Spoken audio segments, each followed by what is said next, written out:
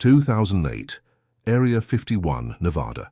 15 years ago, intelligence agent Marcus Sullivan disappeared after his shift at Area 51, leaving no trace behind except an abandoned government vehicle in the secured parking lot and a family plunged into devastating uncertainty. His vanishing sent shockwaves through his wife Sarah and their two young children, 8-year-old Emma and 6-year-old Jake, transforming their quiet life in Rachel, Nevada, into a nightmare of unanswered questions and governmental silence. The military police considered various possibilities, from defection to accidental death, but failed to provide any concrete answers, igniting fury in the Sullivan family, who never lost hope that Marcus was still alive somewhere, fighting to bring the truth to light. The last person to see Marcus alive was Security Chief David Brennan, a 20-year veteran of the facility who reported everything appeared normal during the shift change at 0600 hours. Marcus seemed like his usual self, Brennan would later tell investigators. Professional, focused, maybe a little tired from the night shift, but nothing unusual. The surveillance footage from that morning showed Marcus walking to his assigned vehicle, a standard government sedan, at exactly 6:47 a.m. The next frame showed the same vehicle, empty, discovered 3 hours later in the employee parking lot with the keys still in the ignition. Sarah Sullivan's world collapsed that Tuesday morning when 2 Air Force officers appeared at her door, their faces grave with the kind of news that shatters families. "Mrs. Sullivan, we need to speak with you about your husband," Colonel James Morrison had said, his voice carefully measured, trained to deliver devastating news without revealing classified details. The children were at school, blissfully unaware that their father had simply vanished from one of the most secure facilities in the world, leaving behind only questions that would haunt them for the next decade and a half. The initial investigation was swift but seemingly superficial, hampered by the classified nature of Marcus's work and the military's reluctance to share information even with the agent's own family. Detective Linda Hayes from the Lincoln County Sheriff's Department found herself constantly hitting walls of classified information and need-to-know basis responses. It was like trying to investigate a ghost, Hayes later recalled. Every lead disappeared into a bureaucratic black hole, every witness was bound by security oaths, and every document we requested came back heavily redacted or completely denied. Marcus Sullivan was more than just another government employee. He was a decorated intelligence analyst with top-secret clearance who had spent 8 years working on highly classified projects within the Nevada test and training range. His colleagues described him as methodical, loyal, and deeply committed to his work, making his sudden disappearance all the more baffling. He had no history of depression, no financial troubles, no marital problems that might suggest voluntary departure. His bank accounts remained untouched, his personal belongings undisturbed in his office, his security badge unused since that final morning scan. The weeks following Marcus's disappearance were a blur of interrogations, polygraph tests, and psychological evaluations for Sarah and anyone connected to the missing agent. The FBI took over the case from local authorities, conducting extensive interviews with base personnel, but each conversation seemed to raise more questions than answers. Fellow agents were cooperative, but limited in what they could discuss, their responses carefully crafted to avoid revealing classified information even as they expressed genuine concern for their missing colleague. As months turned into years, the official investigation gradually wound down, filing the case as ongoing but inactive. The family's pleas for continued effort met with sympathetic but empty promises, bureaucratic delays, and the cruel indifference of a system more concerned with protecting secrets than finding a missing husband and father. Sarah Sullivan was left to raise her children alone, forever wondering if Marcus was dead, captured, or had somehow chosen to disappear, abandoning the family he had once promised to protect. The small community of Rachel, Nevada, population barely 50, buzzed with whispered theories and conspiracy speculation. Some believed Marcus had stumbled upon something he shouldn't have seen, others suggested he had been recruited by foreign intelligence, and a few even wondered if he had been eliminated by his own government. But in a town that survived on UFO tourism and Area 51 mystique, distinguishing between wild conspiracy theories and potential truth became an impossible task, leaving the Sullivan family isolated in their grief and desperate search for answers. 2008-2023, Rachel, Nevada. The years that followed Marcus Sullivan's disappearance carved deep scars into the fabric of his family's existence, transforming Sarah from a hopeful military wife into a hardened advocate fighting an invisible war against governmental silence. Emma and Jake Sullivan grew up without their father, their childhood memories of him fading like photographs left in the desert sun, replaced by the haunting presence of an empty chair at every birthday, every Christmas, every milestone that should have been shared with the man who simply vanished one Tuesday morning in 2008. Sarah's transformation was perhaps the most heartbreaking aspect of the Sullivan tragedy. Once vibrant and trusting of the system her husband served, she became a relentless investigator, spending countless hours filing Freedom of Information Act requests, hiring private investigators with the family's dwindling savings, and traveling to Washington, D.C. to meet with senators and congressmen who offered sympathy but little action. Her dining room table became a command center, covered with redacted documents, photocopied news articles, and a growing timeline of her husband's disappearance that she updated obsessively, hoping to find the one detail that might crack the case open. The children processed their father's absence in different ways as they navigated adolescence without paternal guidance. Emma, now 23 and working as a paralegal in Las Vegas, channeled her pain into academic achievement, earning a law degree with the explicit goal of fighting the same governmental secrecy that had stolen her father. "I'm going to learn how to force them to tell us the truth," she told her mother during high school graduation, a promise that would drive her through law school and into a career specializing in government accountability. Jake, 21 and serving in the army despite his mother's fears, chose a different path, believing that understanding the military from within might provide insights into his father's fate. The financial strain of Marcus's disappearance added another layer of tragedy to the family's ordeal.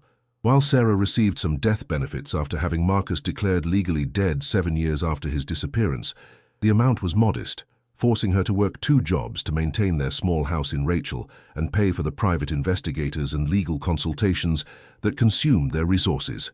The family's modest savings disappeared into a seemingly bottomless pit of investigative expenses, legal fees, and travel costs for Sarah's tireless lobbying efforts in Washington.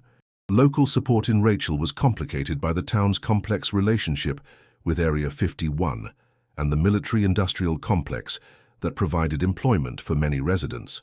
While neighbors expressed sympathy for the Sullivan family's plight, there was an unspoken understanding that asking too many questions about Area 51 operations could jeopardize the economic benefits that flowed from the base's presence.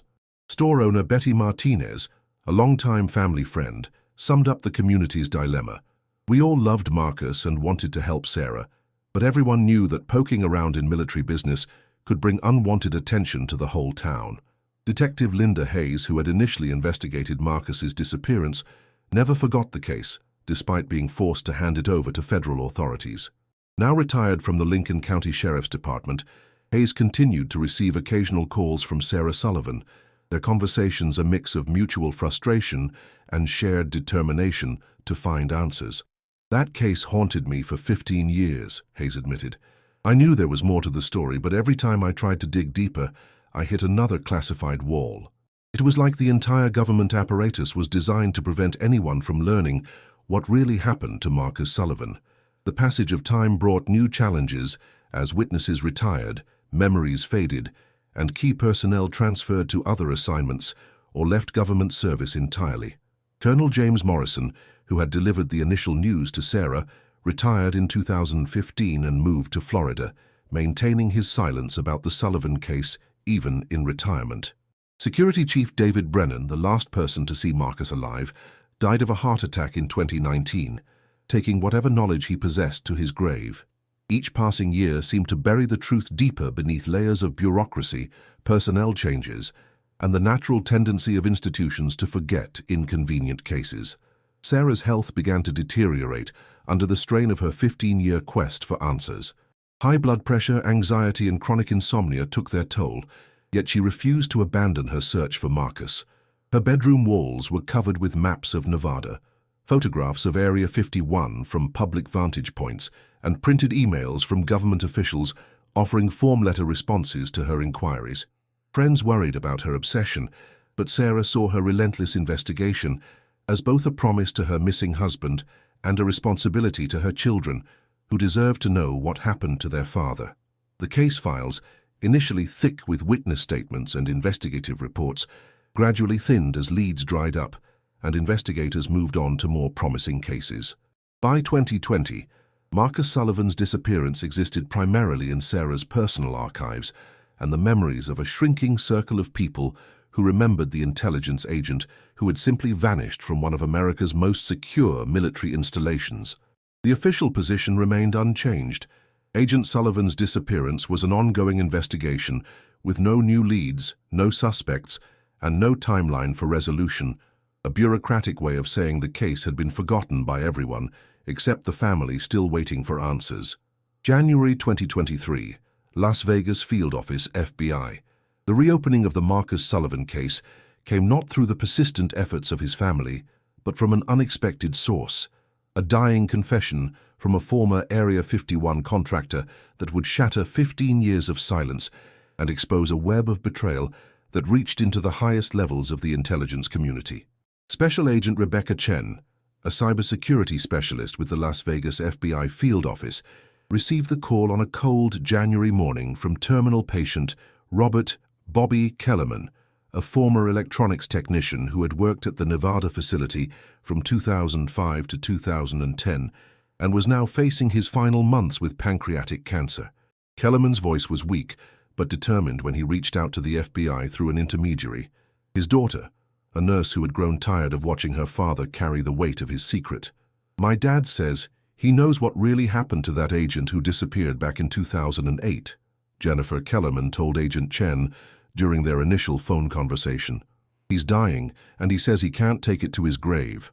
The revelation came as a complete surprise to the FBI, as Kellerman had never appeared on any witness list, had never been interviewed about the Sullivan case, and had maintained his silence for 15 years while watching a family destroy itself, searching for answers he possessed.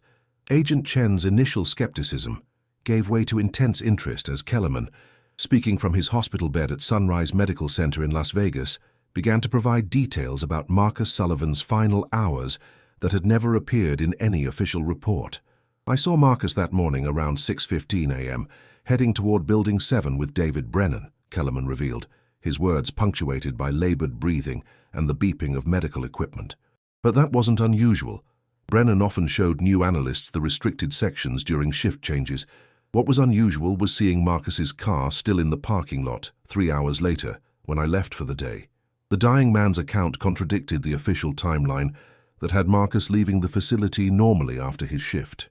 According to Kellerman, he had seen Security Chief Brennan's government vehicle parked behind Building 7, a structure that didn't appear on any public maps of the facility, for several hours that morning, which was highly irregular since Brennan typically left the base immediately after the morning briefings. More disturbing was Kellerman's claim that he had later overheard radio chatter between security personnel about cleaning up a situation in Section 7 and preparing documentation for an incident report that won't be filed. Agent Chen immediately began the process of reopening the Sullivan case, a decision that required approval from multiple levels of the FBI hierarchy due to the classified nature of the investigation and the potential implications for national security. The case was assigned to a joint task force comprising FBI agents, military investigators, and intelligence community oversight personnel, a high-level response that reflected the seriousness of Kellerman's allegations and the potential for a major scandal if his claims proved accurate. The task force, led by Agent Chen and military intelligence Colonel Patricia Hayes, no relation to the original investigating detective, faced immediate obstacles in accessing 15-year-old evidence, witness statements, and classified documents related to the original investigation. Many files had been archived in secure federal facilities, requiring special clearances and bureaucratic procedures that could take months to navigate. However, the team's first breakthrough came when they discovered that the original investigation had been conducted under protocols that were less stringent than current standards, potentially allowing for a more thorough examination of evidence that had been previously protected by classification restrictions. Bobby Kellerman's detailed knowledge of Area 51 operations provided the task force with insights that had been unavailable to the original investigators. As a contractor with broad access to different sections of the facility, Kellerman had observed patterns of behavior and operational procedures that might have appeared routine to someone with limited clearance, but were actually highly unusual. His account suggested that Marcus Sullivan's disappearance was not a random incident or the result of external threats, but rather the consequence of internal conflict within the intelligence community, a possibility that had never been seriously investigated. The revelation that David Brennan, the security chief who had been the last person to officially see Marcus alive, might have been involved in the agent's disappearance, sent shockwaves through the investigative team. Brennan's 2019 death meant that he could not be questioned, but his personnel files, financial records, and communication logs from 2008 suddenly became crucial evidence in a case that was evolving from a missing person investigation into a potential homicide inquiry. The task force began the painstaking process of reconstructing Brennan's activities in the weeks leading up to Marcus's disappearance, looking for evidence of the motive, opportunity, and means for what might have been a carefully orchestrated murder. Agent Chen's first call to Sarah Sullivan came on a snowy February morning, 15 years and 3 months after Marcus had vanished. "Mrs. Sullivan, this is Special Agent Rebecca Chen with the FBI. I'm calling about your husband's case," she began, her voice carrying the weight of years of investigative experience and the promise of finally providing answers to a family that had never stopped hoping. "We have new information, and we're reopening the investigation." The silence on the other end of the line stretched for several seconds before Sarah Sullivan began to cry, not tears of sadness, but of relief that someone was finally listening, finally investigating, finally taking seriously what she had known for 15 years, that her husband had not simply disappeared, but had been the victim of a crime that powerful people had worked very hard to conceal. March 2023, Area 51, Nevada. The FBI task force's return to Area 51 after 15 years marked the first time civilian investigators had been granted unprecedented access to the facility's classified sections, a concession that reflected the gravity of Bobby Kellerman's allegations and the potential for a scandal that could shake the foundations of America's intelligence community. Agent Rebecca Chen and Colonel Patricia Hayes found themselves walking through corridors that Marcus Sullivan had traversed on his final morning, retracing steps that had been lost to time, bureaucracy, and the deliberate obfuscation of truth by individuals who prioritized institutional protection over justice for a missing agent and his devastated family.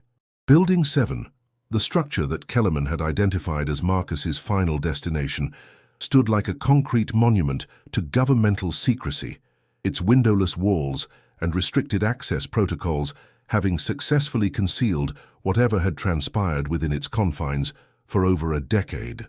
The building's official designation was Advanced Communications Analysis, but the task force's security clearances revealed its true purpose, housing the facility's most sensitive intelligence operations, including foreign signal interception, satellite communications monitoring, and counterintelligence activities that required the highest levels of security clearance and operational discretion.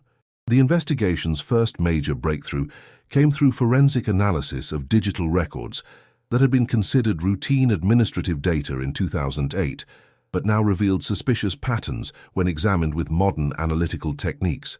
Marcus Sullivan's security badge had indeed recorded his entry into Building 7 at 6:18 a.m. on the morning of his disappearance. But what the original investigation had missed was the absence of an exit scan, a detail that should have triggered immediate security protocols, but had somehow been overlooked or deliberately ignored by the personnel responsible for monitoring facility access. More disturbing was the discovery that David Brennan had used his administrative privileges to access the building's security system multiple times in the hours following Marcus's entry, actions that were inconsistent with his normal duties and suggested a deliberate effort to manipulate the electronic trail of that morning's events. Computer forensics specialist Agent Michael Torres found evidence of deleted log files, modified timestamps, and communication records that had been purged from the system in violation of federal record-keeping requirements, a pattern of evidence destruction that pointed to premeditation rather than spontaneous violence. The task force's interviews with surviving personnel from Marcus's unit revealed a complex web of professional relationships, classified projects, and institutional pressures that painted a picture far different from the harmonious workplace environment described in the original investigation reports. Former intelligence analyst Carol Winters, now retired and living in Arizona, provided crucial testimony about the weeks leading up to Marcus's disappearance, describing her colleague as increasingly concerned about discrepancies he had discovered in classified communication intercepts that suggested potential security breaches within the facility itself. According to Winters, Marcus had approached her several times in late 2007 and early 2008 with concerns about intelligence reports that didn't align with the raw data he was analyzing, suggesting that someone was either manipulating information before it reached higher authorities or deliberately feeding false intelligence into the system. Marcus was methodical, almost obsessive about accuracy, Winters told the investigators. When he found inconsistencies, he couldn't let them go. He kept digging, asking questions, making comparisons between different data sources. I warned him to be careful, told him that sometimes it's better to focus on your assigned tasks rather than looking for problems that might not exist. The revelation that Marcus Sullivan had been investigating potential internal security breaches added an entirely new dimension to his disappearance, transforming the case from a mysterious vanishing into a possible assassination designed to silence a whistleblower who had discovered corruption or espionage within Area 51's intelligence operations. The task force began examining Marcus's work assignments, his access to classified materials, and his communication patterns in the months preceding his disappearance, looking for evidence of the specific threats or discoveries that might have motivated someone to eliminate him. Agent Chen's team discovered that Marcus had been working on Operation Nightwatch, a classified program designed to monitor foreign intelligence activities targeting U.S. military installations, when he began noticing irregularities in the intelligence reports generated by his unit. Specifically, Marcus had identified discrepancies between raw signal intercepts and the analytical summaries that were forwarded to Pentagon officials, suggesting that someone with high-level access was either incompetent or deliberately distorting intelligence information for unknown purposes. The investigation revealed that David Brennan, as security chief, had access to all intelligence reports generated within the facility and had been in a position to modify, delay, or suppress information before it reached higher authorities. Financial records obtained through federal subpoenas showed that Brennan had received several large cash deposits in offshore accounts during 2007 and 2008, payments that couldn't be traced to any legitimate source and suggested possible compensation for espionage activities or intelligence manipulation. More chilling was the discovery of a classified memo buried in Brennan's personnel file, documenting a security concern raised by Marcus Sullivan just 2 weeks before his disappearance. The memo, addressed to the facility's commanding officer, outlined Marcus's suspicions about intelligence tampering and requested a formal investigation into potential security breaches within the Communication Analysis Unit. The memo had been forwarded to David Brennan for preliminary assessment and recommendations, effectively placing Marcus's allegations directly into the hands of the man who might have been the target of his investigation. The task force's psychological profile of David Brennan, compiled from personnel records, performance evaluations, and interviews with former colleagues, painted a picture of a career military officer who had become increasingly bitter about being passed over for promotions and resentful of younger, more educated analysts like Marcus Sullivan, who were advancing more rapidly through the intelligence hierarchy. Former colleagues described Brennan as competent but paranoid, professional but prone to grudges, and someone who took criticism or oversight as personal attacks on his authority and competence. The emerging picture of Marcus Sullivan's final days suggested a scenario far more sinister than anyone had previously imagined. A dedicated intelligence analyst who had discovered evidence of corruption or espionage, a security chief who was either complicit in the security breaches or desperate to prevent their exposure, and a confrontation in Building 7 that had ended with murder and an elaborate cover-up designed to protect both individual careers and institutional secrecy. The truth that Sarah Sullivan had spent 15 years seeking was finally beginning to emerge, but it was more horrific than even her worst fears had imagined. April 2023, Rachel, Nevada. Sarah Sullivan's first meeting with the FBI task force took place in the living room, where she had spent 15 years maintaining a shrine to her missing husband, surrounded by photographs, documents, and memories that had sustained her through decades of governmental silence and bureaucratic indifference. Agent Rebecca Chen and Colonel Patricia Hayes found themselves face to face with a woman who had been transformed by grief and determination into an unofficial expert on her husband's disappearance, someone who knew more about the case details than many of the original investigators, and who had never stopped believing that Marcus had been the victim of a crime rather than voluntary abandonment. The revelation that Marcus had likely been murdered by someone he trusted, someone within his own professional circle, hit Sarah with a devastating mixture of vindication and horror that left her simultaneously grateful for answers and traumatized by their implications. 15 years I've been telling people that Marcus didn't just walk away, she told the investigators, her voice carrying the weight of accumulated frustration and pain. 15 years of being treated like a delusional wife who couldn't accept that her husband had abandoned his family. Now you're telling me he was killed by someone he worked with every day, someone who shook his hand and called him a colleague while planning his murder. Emma Sullivan's reaction to the news was immediate and fierce, channeling her legal training and years of suppressed anger into a demand for complete transparency and accountability from the agencies that had failed her family for over a decade.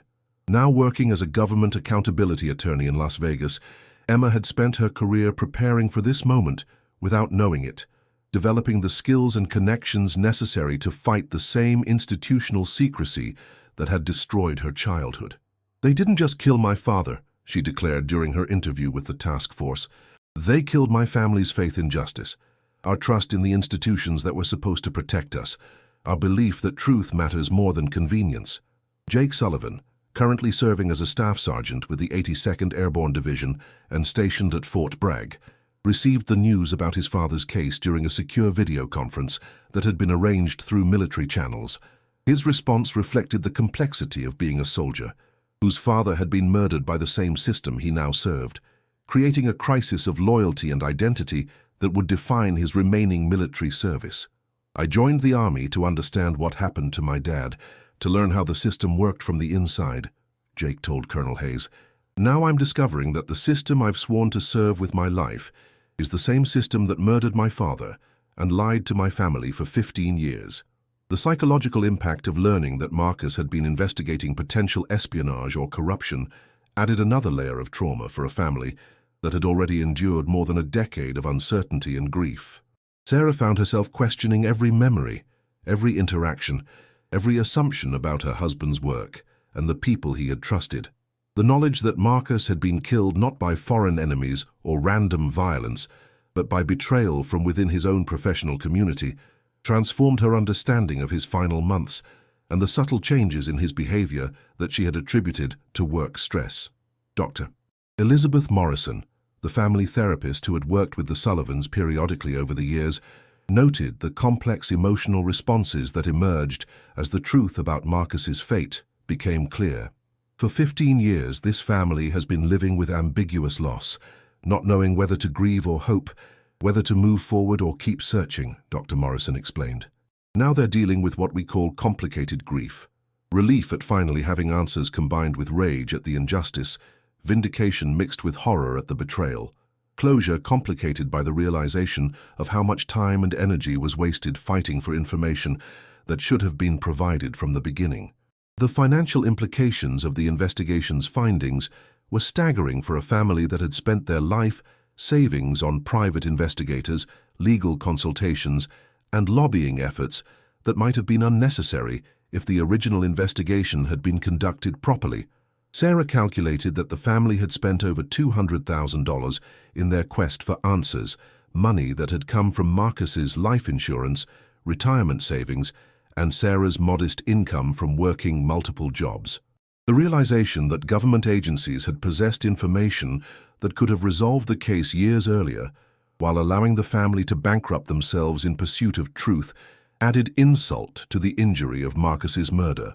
Emma's legal analysis of the case revealed potential grounds for multiple lawsuits against various government agencies, from wrongful death claims to civil rights violations to allegations of institutional cover-up and obstruction of justice. However, the classified nature of Marcus's work and the national security implications of the case created complex legal challenges that would require years of litigation and might ultimately be dismissed on grounds of state secrets privilege, the same governmental protections that had initially prevented a thorough investigation of Marcus's disappearance. The extended Sullivan family, Marcus's elderly parents, siblings, and close friends, experienced their own complicated reactions to the news that their loved one had been murdered and that the truth had been deliberately concealed for 15 years. Marcus's father, a World War II veteran who had instilled in his son a deep respect for military service and governmental institutions, found his fundamental beliefs about American justice shattered by the revelation that his son had been betrayed and killed by the same system he had served with distinction and loyalty. The community of Rachel, Nevada, where the Sullivans had lived for over 2 decades, struggled to process the implications of having a murder victim and cover-up connected to their small town's primary source of economic activity. Local residents found themselves caught between sympathy for the Sullivan family's ordeal and concern about the potential impact on their community's relationship with Area 51 and the military personnel who provided much of the local economy's foundation.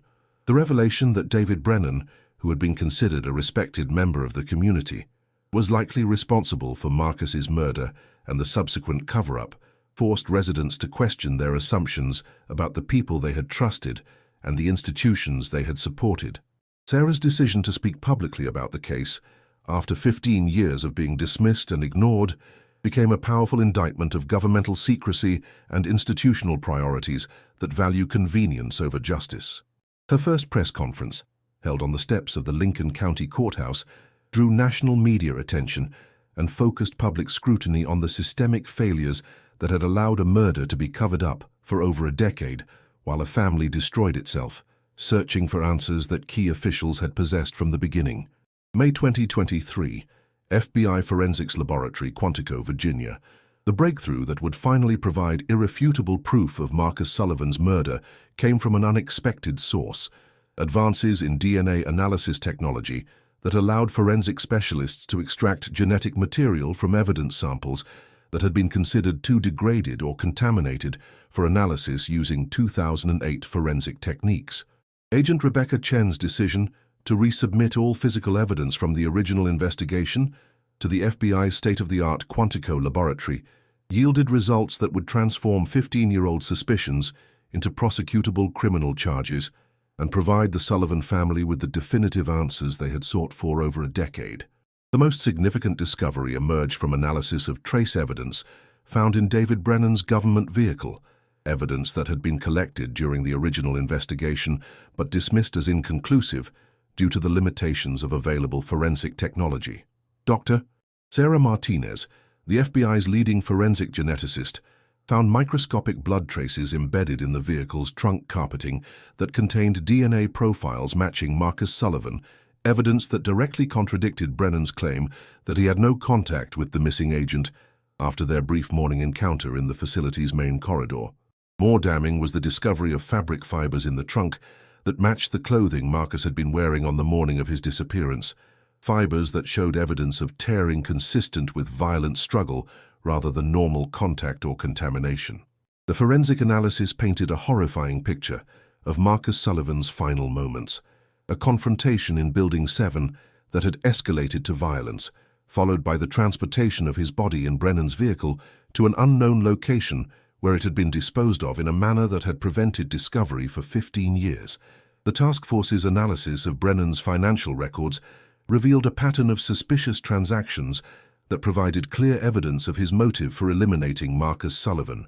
Bank records showed that Brennan had received payments totaling over $300,000 from accounts traced to a network of shell companies with connections to foreign intelligence services, payments that coincided with periods when Marcus had been reporting discrepancies in intelligence analysis that suggested someone was manipulating classified information for unknown purposes.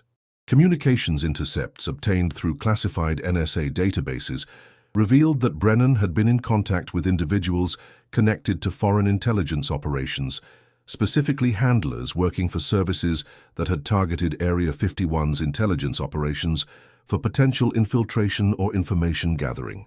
The evidence suggested that Brennan had been selling classified intelligence to foreign operators for several years, using his position as security chief to access and modify sensitive information before it reached higher authorities, exactly the type of activity that Marcus Sullivan's analytical work had begun to detect and investigate. The reconstruction of events leading to Marcus's murder painted a chilling picture of premeditation and institutional betrayal. Analysis of facility communication logs showed that Brennan had monitored Marcus's work activities for weeks, leading up to the confrontation, tracking his access to classified databases and his communication patterns to determine the extent of his investigation into the intelligence discrepancies. When Marcus submitted his formal memo requesting an investigation into potential security breaches, Brennan realized that his espionage activities were in imminent danger of exposure. The confrontation in Building 7 had been carefully orchestrated by Brennan, who used his authority as security chief to lure Marcus to the isolated section of the facility under the pretense of discussing his security concerns in a classified setting. Forensic analysis of the building's interior revealed microscopic evidence of violence, blood traces that had been missed during the original investigation, impact patterns on concrete walls consistent with a physical struggle, and chemical residues indicating the use of cleaning agents to eliminate evidence of the crime. Dr. Patricia Williams, the FBI's behavioral analysis specialist, provided insights into Brennan's psychological state during the period leading up to the murder, noting that espionage cases often culminate in violence when the perpetrator faces imminent exposure and the loss of everything they have gained through their treasonous activities. Brennan had been living a double life for years, receiving substantial payments for betraying his country while maintaining his public persona as a loyal security professional, Dr. Williams explained. When Marcus Sullivan's investigation threatened to expose his activities, Brennan faced not only the loss of his income and position, but also the prospect of life imprisonment or even execution for treason. The investigation revealed that Brennan had prepared an elaborate cover story for Marcus's disappearance, creating false documentation suggesting that the agent had requested a transfer to another facility and had left Area 51 through normal channels. However, the plan had been disrupted by Marcus's unexpected resistance during their confrontation, leading to violence that forced Brennan to improvise a disposal method that left physical evidence he had not anticipated. The discovery that Marcus's security badge had recorded his entry into Building 7 but not his exit had been a critical oversight that Brennan had attempted to correct through digital manipulation of security records. The location of Marcus Sullivan's remains became the investigation's final challenge, as Brennan had taken that secret to his grave when he died of a heart attack in 2019. Analysis of his movement patterns on the day of the murder, reconstructed through vehicle GPS records and surveillance footage from surrounding areas, indicated that he had traveled to remote sections of the Nevada desert that were far from any regular patrol routes or civilian activity. Search teams using ground-penetrating radar and cadaver dogs were dispatched to multiple sites, beginning a process that could take months, but offered the possibility of finally returning Marcus Sullivan's remains to his family for proper burial. Agent Chen's preparation of the case file for prosecution revealed the staggering scope of institutional failure that had allowed a murder to be covered up for 15 years while government agencies stonewalled the victim's family and prevented any meaningful investigation into his disappearance. The evidence showed that multiple officials had possessed information that should have led to Brennan's exposure years earlier, but bureaucratic compartmentalization, classification protocols, and institutional reluctance to acknowledge internal security breaches had created an environment where a murderer could escape accountability while his victim's family suffered in ignorance and despair. The Marcus Sullivan case had become more than a homicide investigation. It was an indictment of governmental secrecy and institutional priorities that valued convenience over justice, classification over truth, and bureaucratic protection over the fundamental rights of American families to know what happened to their loved ones. June 2023, Federal District Court, Las Vegas, Nevada. The posthumous prosecution of David Brennan, while legally impossible, became the centerpiece of a comprehensive Department of Justice review that would expose the systemic failures and institutional cover-ups that had allowed a traitor and murderer to operate within America's most classified military installation for years without detection. U.S. Attorney Michael Rodriguez announced the findings in a press conference that sent shockwaves through the intelligence community, revealing that the Marcus Sullivan case was not an isolated incident, but part of a broader pattern of security lapses, inadequate oversight, and bureaucratic negligence that had compromised national security while destroying an innocent family's quest for justice and accountability. The formal presentation of evidence against David Brennan, conducted as a public accountability measure despite his death, revealed the full scope of his espionage activities and provided definitive proof that Marcus Sullivan had been murdered to prevent the exposure of a treasonous conspiracy that had been selling America's secrets to foreign intelligence services for years. The evidence included financial records showing over $500,000 in payments from foreign sources, communication intercepts documenting his contacts with enemy handlers, and forensic proof that he had killed Marcus Sullivan and disposed of his body to silence the investigation that threatened to expose his criminal activities. Sarah Sullivan's victim impact statement, delivered to a packed federal courtroom, became a powerful indictment of the institutional failures that had compounded her family's tragedy by denying them answers, resources, and support during their darkest hours. "David Brennan didn't just murder my husband," Sarah declared, her voice carrying 15 years of accumulated pain and anger. "He murdered our faith in justice, our trust in the institutions that were supposed to protect us, and our children's belief that their father's service and sacrifice mattered to the country he died trying to protect." The revelation that multiple government officials had possessed information that could have led to Brennan's exposure years earlier sparked congressional hearings and internal investigations across several federal agencies, exposing a web of bureaucratic negligence and institutional priorities that had valued secrecy over accountability. Congressional testimony revealed that at least 3 separate agencies had received intelligence reports suggesting potential security breaches at Area 51, but interdepartmental rivalries, classification restrictions, and bureaucratic inertia had prevented the information from being compiled into a coherent picture that might have saved Marcus Sullivan's life. Emma Sullivan's legal advocacy, supported by a team of civil rights attorneys and government accountability specialists, resulted in the filing of multiple federal lawsuits seeking damages for wrongful death, civil rights violations, and institutional negligence. The lawsuits faced significant legal challenges due to national security classifications and sovereign immunity protections, but they succeeded in forcing government agencies to publicly acknowledge their failures and implement reforms designed to prevent similar tragedies in the future. The identification of Marcus Sullivan's remains, discovered in a remote section of the Nevada desert, after months of intensive searching, provided the family with the closure they had sought for 15 years while confirming the horrific details of his murder. Forensic analysis of the burial site revealed that Brennan had attempted to destroy evidence by burning Marcus's clothing and personal effects, but had been unable to completely eliminate the physical proof of his crime. The discovery allowed the family to finally lay Marcus to rest, with the military honors he had earned through his service and sacrifice. Jake Sullivan's decision to leave the military, announced in a letter to his commanding officer that was subsequently released to the media, became a powerful statement about the conflict between personal loyalty and institutional service. "I cannot continue to serve an institution that murdered my father and lied to my family for 15 years, Jake wrote. "My oath was to defend the Constitution and the American people, not to protect bureaucrats and cover up their crimes. My father died defending the truth, and I will honor his memory by continuing that fight as a civilian." The broader implications of the Marcus Sullivan case extended far beyond the individual tragedy, forcing a national conversation about the balance between national security and governmental accountability, the dangers of excessive classification and institutional secrecy, and the human cost of bureaucratic failures.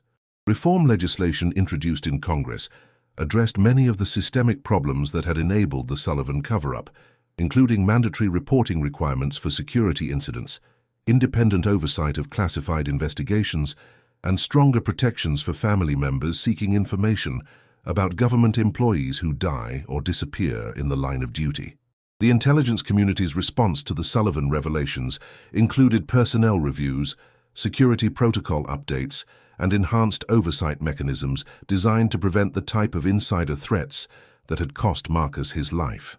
However, critics argued that the reforms were insufficient to address the fundamental cultural problems that had allowed a murderer to operate within the system, while his victim's family was stonewalled and dismissed by the same agencies that should have been seeking justice for their fallen colleague. Dr. Elizabeth Morrison's psychological assessment of the Sullivan family's recovery process noted the complex dynamics of delayed grief and institutional trauma that would require years of continued therapy and support. This family has endured not just the loss of a loved one, but the systematic betrayal of every institution they trusted to help them find answers, Dr. Morrison explained. The revelation that their suffering was unnecessary, that answers existed all along but were deliberately withheld, creates a type of institutional trauma that goes beyond normal grief and requires specialized treatment approaches. The Marcus Sullivan case became a touchstone for families of other missing government employees and military personnel, inspiring the formation of advocacy organizations and support networks for those navigating the complex intersection of grief, bureaucracy, and national security classifications. Sarah Sullivan's transformation from grieving widow to national advocate provided hope and guidance for other families facing similar struggles, demonstrating that persistence and determination could eventually overcome even the most entrenched institutional resistance to transparency and accountability. The case also highlighted the human cost of governmental secrecy, showing how classification restrictions and institutional self-protection instincts could transform a family's natural grief into a decades-long nightmare of unanswered questions and bureaucratic indifference. The Marcus Sullivan story became required reading at federal law enforcement academies and military leadership schools, serving as a powerful reminder that the duty to protect national security must never override the fundamental obligation to treat American families with honesty, dignity, and respect. July 2023, undisclosed location, Nevada desert. The discovery of Marcus Sullivan's remains in a shallow grave 37 miles southeast of Area 51 marked the end of a 15-year mystery while beginning a new chapter in the family's long journey toward healing and justice.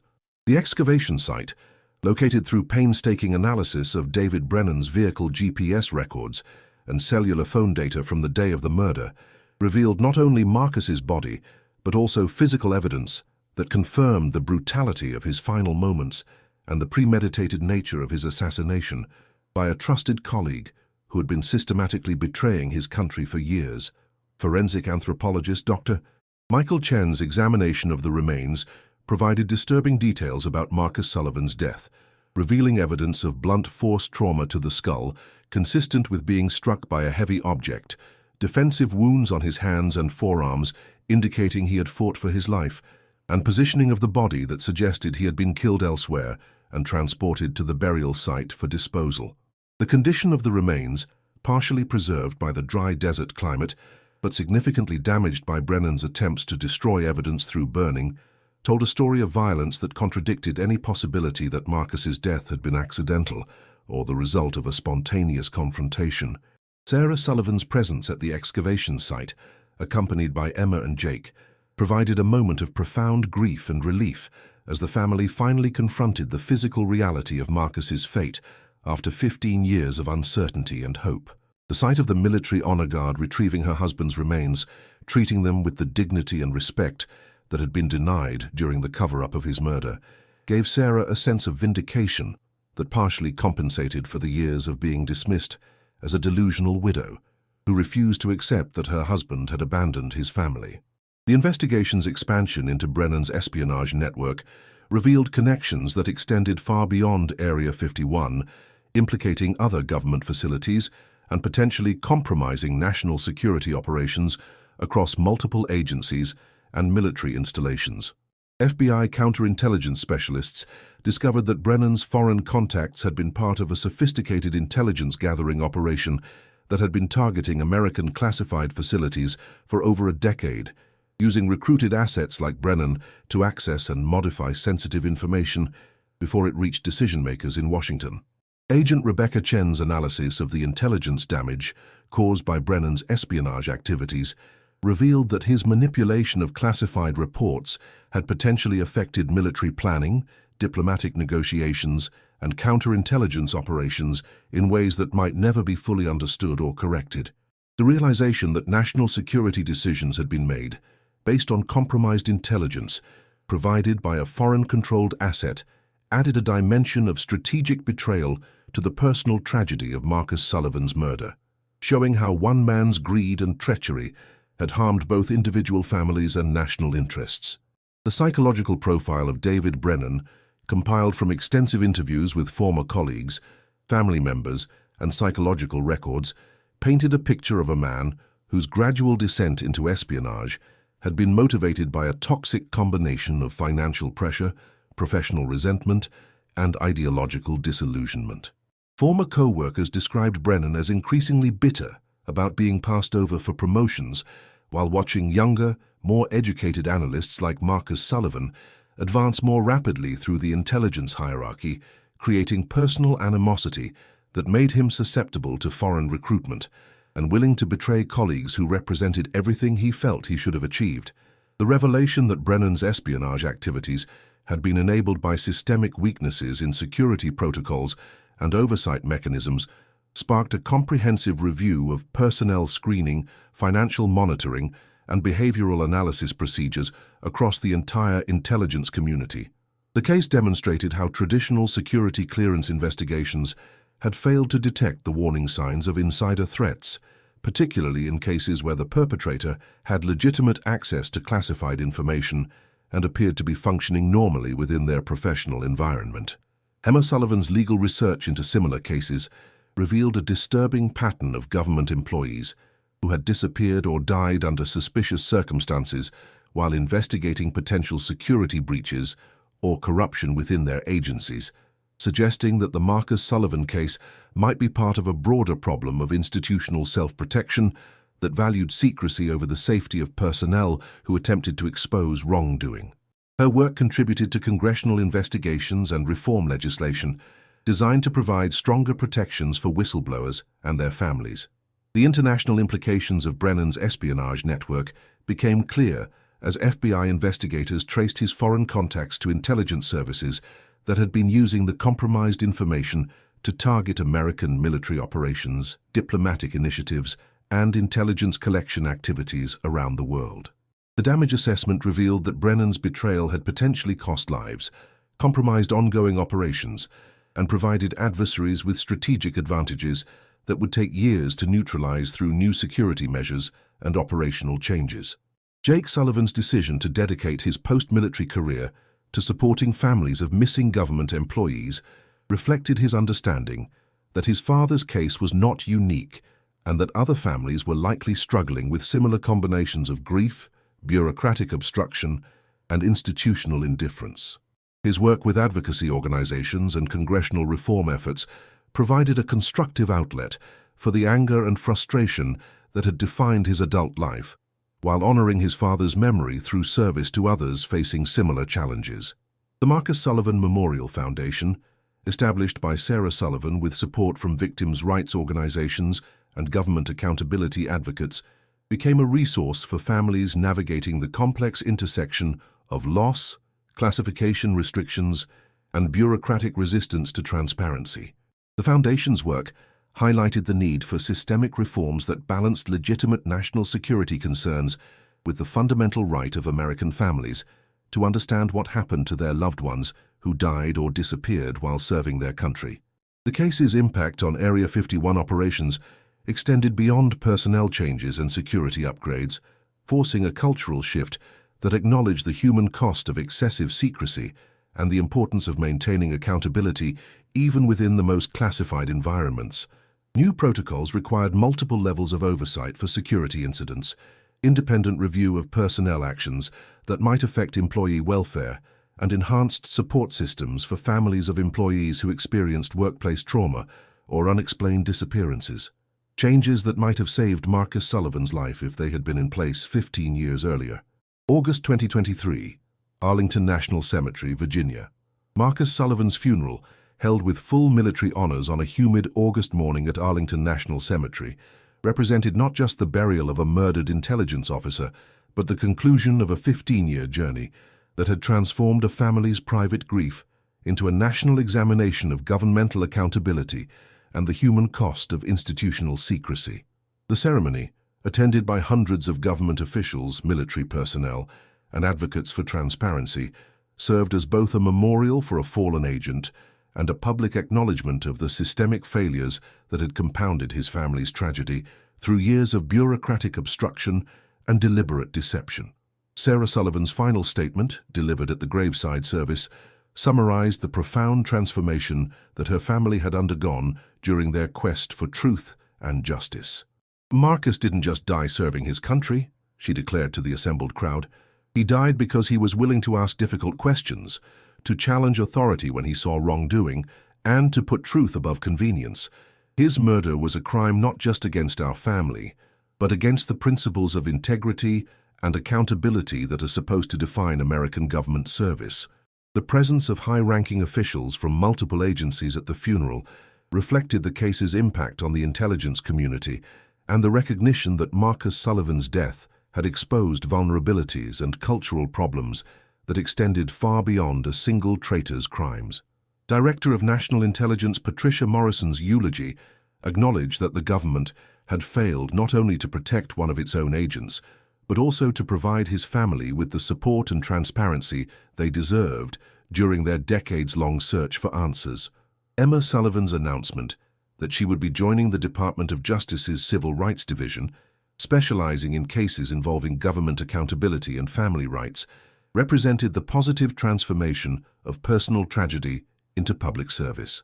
Her legal expertise, forged through years of fighting the same institutional secrecy that had destroyed her childhood, would now be applied to preventing other families from experiencing similar ordeals and ensuring that government agencies fulfilled their obligations to the families of employees who died or disappeared in the line of duty. The congressional hearings sparked by the Marcus Sullivan case resulted in the passage of the Federal Employee Family Right to Know Act, landmark legislation that established clear timelines for providing families with information about missing or deceased government employees, created independent oversight mechanisms for classified investigations, and provided legal protections for families seeking accountability from federal agencies. The legislation, signed into law 6 months after Marcus's remains were discovered, bore his name and represented the systemic changes that his death had ultimately inspired. Jake Sullivan's testimony before the Senate Intelligence Committee provided a powerful personal perspective on the long-term impact of institutional betrayal and the importance of maintaining human dignity even within the most classified government operations. His description of growing up without knowing whether his father was dead or had abandoned his family, combined with his insights as a military professional, helped lawmakers understand the human cost of excessive secrecy and inadequate family support systems within the intelligence community. The final report of the FBI task force that had investigated Marcus Sullivan's murder became a comprehensive indictment of the bureaucratic failures and cultural problems that had enabled both his death and the subsequent cover-up. The report's 400 pages documented not only David Brennan's crimes, but also the institutional responses that had prioritized secrecy over justice, convenience over accountability, and bureaucratic self-protection over the rights of American families seeking truth about their loved one's fate. Dr. Elizabeth Morrison's longitudinal study of the Sullivan family's psychological recovery, published in the Journal of Trauma and Family Systems, became a seminal work on the concept of institutional trauma, the additional psychological damage caused when government agencies fail to provide support, transparency and accountability to families who have already suffered the loss of a loved one. The study's findings influenced training programs for government officials and established protocols for supporting families during classified investigations. The international ramifications of David Brennan's espionage network continued to unfold months after his crimes were exposed, with Allied intelligence services conducting their own damage assessments and implementing new security measures to prevent similar penetration of classified operations. The case became a teaching tool for counterintelligence professionals worldwide, demonstrating how insider threats could operate undetected for years while causing both personal tragedies and strategic damage to national security interests. Sarah Sullivan's transformation from grieving widow to national advocate was completed with the establishment of the Marcus Sullivan Center for Government Accountability, a non-profit organization dedicated to supporting families of missing or deceased government employees while advocating for reforms that balance national security requirements with fundamental principles of transparency and human dignity. The center's work ensured that Marcus's death would continue to inspire positive changes long after his case had been resolved. The Marcus Sullivan case ultimately became more than a murder investigation or even an exposé of espionage and cover-ups.